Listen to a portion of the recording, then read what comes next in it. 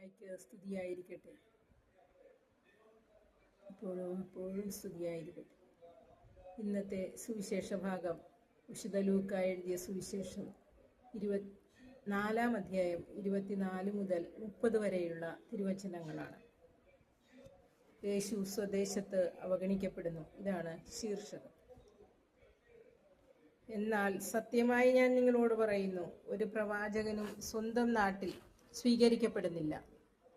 സത്യമായി ഞാൻ നിങ്ങളോട് പറയുന്നു, ഏലിയാ പ്രവാചകന്റെ കാലത്ത് ഇസ്രായേലിൽ അനേകം വിധവകൾ ഉണ്ടായിരുന്നു.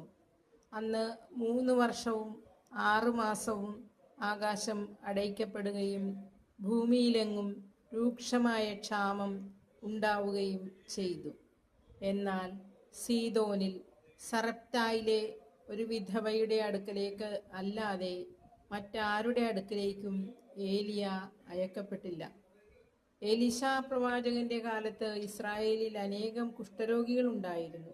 എന്നാൽ അവരിൽ സിറിയക്കാരനായ നാമാൻ അല്ലാതെ മറ്റാരും സുഖമാക്കപ്പെട്ടില്ല. ഇത് കേട്ടപ്പോൾ സിനഗോഗിലുണ്ടായിരുന്ന എല്ലാവരും കോപാകുലരായി.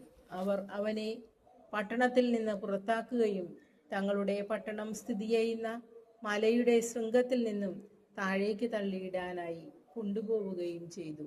എന്നാൽ അവൻ അവരുടെ ഇടയിലൂടെ നടന്ന് അവിടം വിട്ടുപോയി.